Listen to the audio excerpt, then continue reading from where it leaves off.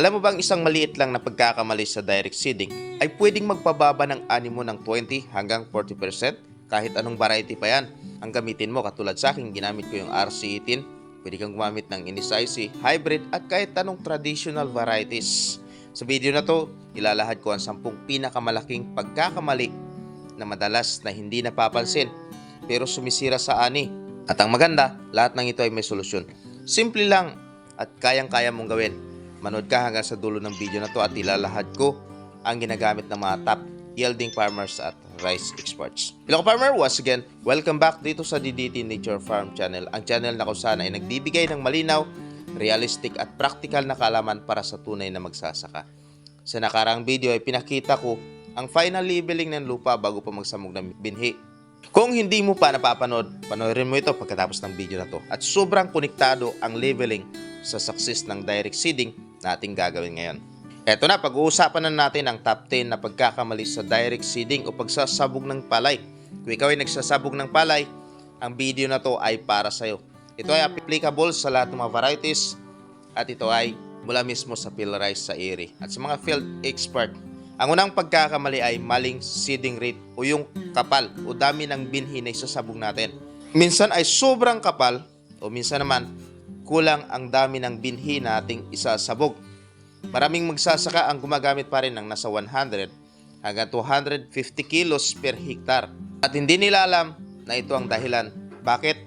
Una, nagsisiksika ng palay. Pangalawa, nagiging mahina ang mga productive tillers o yung mga suhi nito. At pangatlo, lumiliit yung uhay, mga bunga. Pang-apat, mas madaling tamaan ng pisti at kulang siyempre sa aeration. Hangin ang tanim. At kung kulang naman, yung isasabog natin na palay, ang nangyari ay nagiging kukonti o manipis yung mga tumutubo o yung nagiging tanim natin na palay at bumababa siyempre yung ani. At kapag masyadong madalang, nagiging problema naman natin ito, yung napakaraming damo na tutubo doon sa mapagitan ng palay. Marami na tayong masasayang. Sasayang na tayo dyan ng abono, tatamarin ka na, sayang ka na rin ng insecticide kasi nga napakadalang ng tumubo. Ito naman ka-farmer ang tamang seeding rate para sa broadcast o pagsasabog tanim. Pwede kang magtimbang ng nasa 60 to 80 kilos per hektar sa isang hektarya na yan. Pero dito sa amin, minsan pinapasubrahan namin sa gilid kasi may mga manok. Tandaan natin ka-farmer na bago ka magsamog, itanong muna natin sa sarili natin na ang lawak ba ng ating palayan ay sakto ang binhi natin.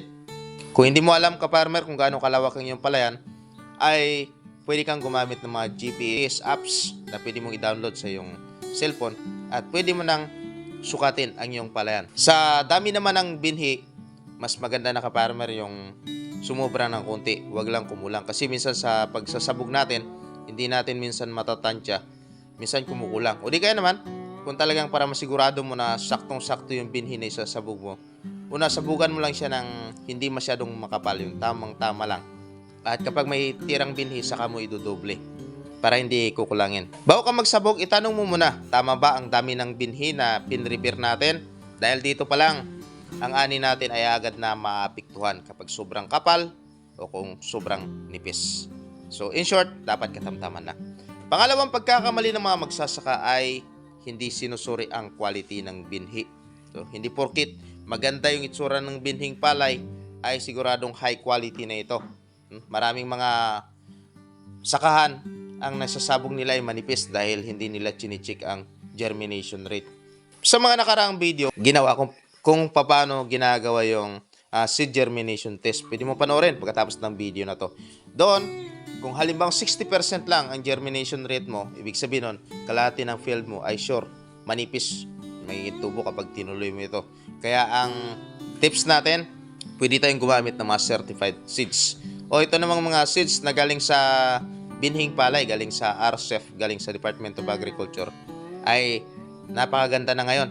Ito yung mga sinabog ko ngayon, lahat ay purong galing sa Department of Agriculture at maganda yung kanyang tubo.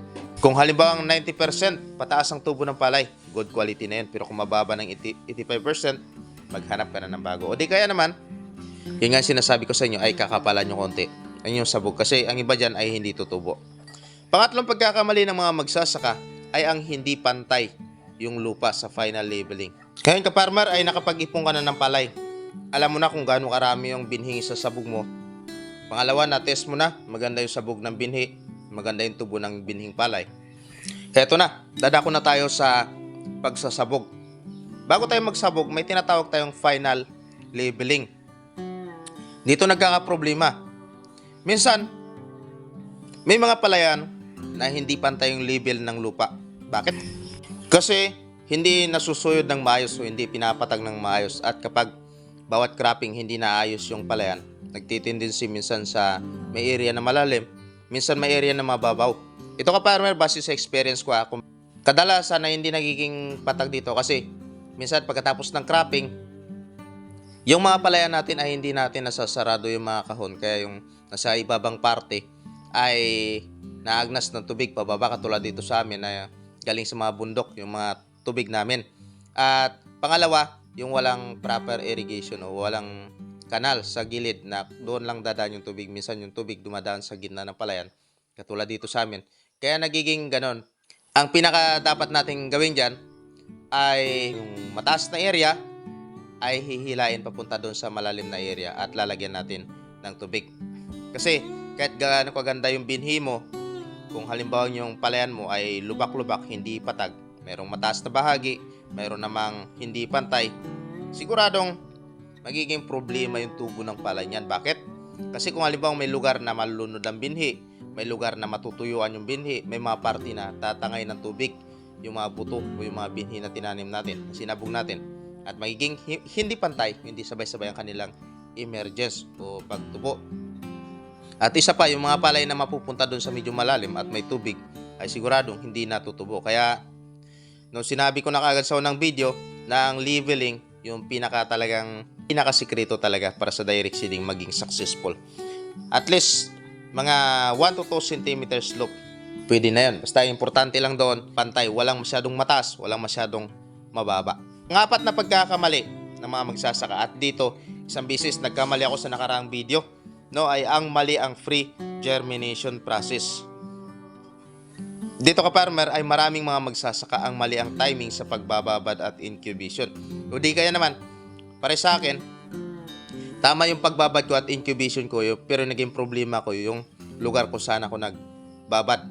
No? Kapag sobra kasi yung pagkakababad natin, pwedeng mabulok yung binhi. At kapag kulang naman, hindi magiging sabay-sabay yung pagtubo ng palay. Pwede na yung 24 hours na pagbababad. No? Ibababad natin siya ng 24 hours. Pagkatapos nun, ang susunod ay incubation ng nasa 24 hours or hanggang 48 hours or 36 hours po pwede na incubation. Isa sa nakapatunayan ko na successful naman ay yung 36 hours. 36 hours na pagbababad, 36 hours naman na incubation. Successful naman. At kung gusto nyong malaman, ka-farmer, na bago ko pa ito naisabog, sumabla yung sobra 2 sakong binhi ko na palay. Dahil mali yung pinagbabaran ko. At dapat mapanood nyo yung video na yun. Baka posibleng mangyari rin yun sa inyo. Kung mapanood yung video na yun, at least maiwasan yung mangyari sa inyo.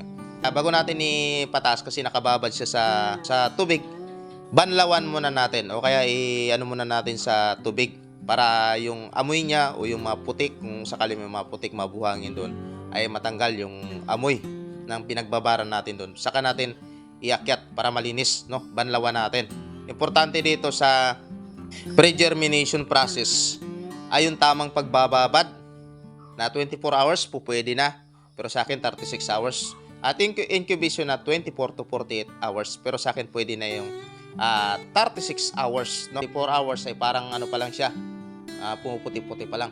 Pag 36 hours, sakto na, medyo mahaba-haba na yung ugat. Pag 48 hours, mahaba na talaga yung ugat. Pero huwag nang lalapas doon. Kasi kapag lumampas pa doon, saka mo maisabog, ay siguradong mahirap na siyang itapon. Mahaba na yung kanyang ugat. Pag tinapon mo sa hangin, ay hindi mo na mapapatama kung saang area mo talaga siya itatapon. Nagdidikit-dikitan na sila, nagkukumpul-kumpulan na sila. At kapag tumama sa tataniman mo, yun, kumpul-kumpul na yung kanilang tubo at hindi talaga magiging successful yun. Pinaka the best, kung magbababad kayo halimbawa ng Lunes, dapat sa araw ng Huwebes ay sigurado nyo na maitatapon nyo ang inyong binhi. Kasi pag tinapon nyo ng Biyernes, sigurado magkakaroon na kayo ng mga problema. So, 3 araw simula nung binabad nyo siya, simula nung ilagay nyo siya sa tubig, 3 araw, bilang kayo ng 3 araw, dapat sa araw na yon, ready na inyong palayan na isabog tanim. Sunod tayo sa 5 pagkakamali ay mali ang water management sa unang linggo. So, sa unang linggo pa lang, kaparmer, ito yung pinaka-sensitive na araw sa direct seeding. Ito ang pinakamapanganib na araw ay ang 5 to 7 days o yung unang isang linggo. Dito kasi dapat masigurado natin na talagang yung palayan natin ay napatuyuan natin ng maayos. Kaya nga napaka-importante dito na sa pagsabog natin, alamin natin yung weather condition. Kasi mga kaparmer, marami ng mga magsasaka yung nagsayang ng kanilang binhi, ng kanilang pagod. Dahil pagkasabog nila, inulan. Pagkasabog nila, binaha. Ang mangyayari sa inyong mga sinabog na palay ay mag-iipon-ipon. At ang worst pa dyan ay tangayin talaga ng baha. Kaya napaka-importante na number 1, yung weather, yung panahon. Dapat alam natin. Tingnan natin, pwede tayong gumamit ng mga apps para makita natin kung sa loob ng 5 araw hanggang 7 araw ay mayroong parating na bagyo. Pagsabog natin, pinaka-the best kung walang ulan at tuyong-tuyo yung palayan natin. Dito makikita mo talagang napakagandang palayan. At once na umulan ka, farmer, dito naman papasok yung mga kanal-kanal na yan. Kaya importante ka, farmer, mayroon tayong mga kanal-kanal kasi once na umulan, yung tubig na inulan ay diretso ka agad sa mga maliit na kanal at ilalabas ka agad sa kahon. Kapag may mga area na hindi pantay, mayroong mga malalim at umipon doon yung tubig, sigurado yung pinag-ipunan nun mga ka-farmer sa unang isang linggo, kapag hindi mo nakuha yung tubig na yun, hindi natuyo ang tubig na yun, matik walang tutubong palay doon kasi ang palay doon ay malulunod. Yung palay doon hindi makakaangkla sa lupa at malulunod siya sa tubig. Matik ang area na yan, halimbawa sabihin na natin na 1 square meter lang yan, 1 metro kwadrado lang yan, pero malaking problema na kagad, malaking bawas na kagad yan sa ating ma-harvest pa sa area na yan. Isipin mo, simula sa pag-araro hanggang sa pagsabog mo, lahat ang buong area na yan ay binayaran mo, ginastusan mo, tapos pagdating ng time na nasabog ka na lang, wala pang tumubo. Sayang, di ba? Kapag sobrang tubig, talagang lulubog yung binhi at mamatay yung kanyang embryo. At kapag kulang naman, ito naman ka-farmer, matapos mga ilang araw, importante na magpatubig na tayo ng dahan-dahan. Kapag wala namang tubig, halimbawa sinuyod natin at walang tubig, tuyong-tuyo, paghagis natin ng buto, tumama doon sa tuyong parte, hindi kasi na flat ng maayos at doon ay tigang na tigang yung lupa, lalo pa sa mga gilid, siguradong matutuyo yung mga germinate na mga seeds. So ang kailangan lang natin mga ka-farmer ay manipis lang at kontroladong tubig, lalo pa kung magpapatubig pa lang tayo pagkatapos ng unang isang linggo, no? Bago tayo magsasabog ng unang abono. Sapat na para ito dumikit yung binhi sa putik at magsimulang tumubo. Pero dapat hindi talaga siya lubog na lubog sa tubig kasi mamamatay siya. Tapos na magsabog na tayo, susunod yan, sa loob lang ng mga 4-5 araw ay magsisimula ng makikita natin na may tutubo na ng mga damo. So ang panganim ay mahinang weed control. Ito yung pinakamadalas na problema natin mga ka-farmer. Ang direct seeding kasi ay napakaraming damo kumpara sa transplanted. At kapag hindi kagad natin ito na sugpo sa unang 30 to 40 days, maaring bumaba na kagad ang ating ani ng halimbawa na sa 30 hanggang 50%. So ito ang pinakamalaking kaaway sa broadcast method. Kaya ang technique natin dito mga ka-farmer, bago tayo magsabog, kailangan ay na-flat natin ng maayos. Kailangan ay talagang napaputik natin ng maayos para lahat ng mga seeds dyan na tutubo ay mapatay natin bago tayo magsabog. O meron din tayong tinatawag na still seed bed method kung saan pinapatubo mo lang yung damo bago sa susuyod para mamatay yun, mababawasan yung mga seed bank doon sa kahon. Ang sunod yan ay yung paggamit ng mga pre-emergence herbicide, no? Katulad dito, sa susunod na araw ay gagamitin na natin yung pre-emergence herbicide. At pangatlo, yung follow-up post-emergence. Meron naman tayong nagamit na follow-up post-emergence. Ito yung kapag yung palayan nasa 20 o 21 days na may mga tumubo pa rin na damo. Pero sabi ng ibang mga magsasaka ay masyadong magastos kapag ganon. Ang daming mga ini-spray. Mga ka-farmer, ano ba yung ginagamit nyo dito sa pagsugpo ng damo? Pwede nyo i-comment sa ating comment section. Pinaka-importante pa rin kasi yung palay nga natin ay hindi siya ganoon kahusay makipag-compete doon sa damo. Yung damo talagang matindi makipag-compete. Kaya huwag nating hayaang lumaki yung damo kasi maapektuhan yung ating palay. At sa madaling salita, sa unang 30 days pa lang, sa unang isang buwan pa lang, dito dapat mas sugpo kagad natin yung damo upang hindi tayo magkakaroon ng problema at magiging malinis yung ating palayan. Pampito, na problema ng mga magsasaka o pagkakamali ay mali ang timing ng fertilizer. So kapag mali kasi yung timing ng fertilizer natin, hindi nasusulit ng palay, hindi nagagamit ng palay mga nutrients. Ang iba ka-farmer, naglalagay ng napakaaga yung tinatawag na basal application. Oo, ayos naman yung basal application, parang pabaon mo kaagad doon sa palay. Pero hindi pwede dito ka-farmer yung urea, lalo pa ito ay nitrogen. Kapag tinamaan ng sikat ng araw ay nag-volatile, nag-evaporate kagad, sumasasayang ito lahat. So mas maganda siguro dito yung complete fertilizer. Pero ako, hindi na ako gumagamit ng basal application. Kayo, gumagamit ba kayo ng basal application? Kung halimbawa gagamit kayo ng basal application, pwede itong gawin bago ka magsabog o pagkatapos mo magsabog. Pero ang susunod dyan ka-farmer ay yung first top dress. Nasa 20 to 25 days magta-top dress ka na at yung second top dress naman ay nasa 40 to 45 days. Mas maganda kung hindi ka pa rin magkamali, gamitan mo yung palay check-up. Ito yung palay check-up, ginagamit ko rin ito. At dito naka-schedule na lahat. Gagamitan mo ng herbicide, insecticide, fertilizer at iba pa. Dito naka-schedule na, makikita mo na lahat-lahat tungkol sa palay at kung anong mga pest and diseases ang pwedeng dumating sa kung anong palay ang gagamitin mo. Pangwalo ay ang walang early pest scouting. Ka-farmer, ang mga peste tulad ng kuhol, daga at leaf folder ay laging naghihintayan na pagkakataon na makapaminsala. Kung hindi ka mag-scout araw-araw, hindi mo pupuntahan. Sa loob ng isang linggo, ay siguradong may mga parte ng palayan mo yung makakalbo. Katulad ng sa kuhol, bumabanat ka agad yan. Sa unang linggo pa lang ng palayan, kapag may natubigan, may sinabog ka doon sa natutubigan, puputulin agad yan ng kuhol. Yung daga naman, pwede niyang kainin yung mga sinabog na binhi. Isa naging kalaban yan, mga daga, mga maya, yan. At kadalasan, mga hayop ng ating kapitbahay, mga manok at iba pa. Kaya ang practical na pwede natin gawin yan, ay maglakad tayo sa field ng mga nasa 10 to 15 minutes at ikot-ikuti natin mga sa unang 7 hanggang 10 araw. Ikot-ikuti natin. Ito yung prevention upang maiwasan natin gumastos ng malaki at lumala pa. Pang-siyam ay ang maling timing ng seeding dahil sa weather. Ito na, binabanggit ko sa inyo mga ka-farmer kanina. Maraming magsasaka kasi ang nagsasabog ng binhi dahil bakante ang araw. Pero sa direct seeding mga ka-farmer, dapat tumingin ka sa 3 to 5 day weather window. Dapat titingnan mo kung may mga parating na bagyo katulad sinabi ko sa inyo. Kung biglang umulan ng malakas at wala kang kanal o drainage, wash out lahat ng mga butil na sinabog mo. At kung mainit at walang tubig, syempre matutuyo rin yung mga germinating seeds. No? Kapag tuloy-tuloy na uminit, kasi kailangan natin yon, tumubo na yung palay natin. At susunod doon, ay kailangan wag nating hayaan na yung lupa natin magbitak-bitak. Kailangan na kagad ng patubig doon. Lalo pa bago tayo mag-abuno. Kaya dapat meron tayong tinatawag na weather-based scheduling, no? Nakabase tayo sa panahon. Pang-10 ay mahina ang pest and field sanitation. Ang palayan na hindi nalilinis mga ka-farmer sa paligid ay siguradong tatamaan ng kuhol, ng daga, ng ibon at madalas madamo sa pilapil.